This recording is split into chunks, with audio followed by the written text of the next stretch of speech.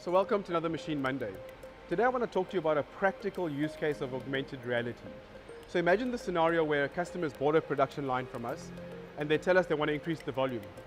We do our analysis and we realize we actually need to increase, we need to add in a new measuring machine. But we need to assess where's the right position for the measuring machine from a space perspective as well as from an ergonomic perspective. So what we do is we will send our customers to our augmented reality app, select new measuring machine, and we can spawn the new measuring machine onto the actual production line in using augmented reality. We can select a general position, and then what I'm able to do is I'm able to position it where I want it to be, turn it around. I can scale it. I obviously want it to be 100%.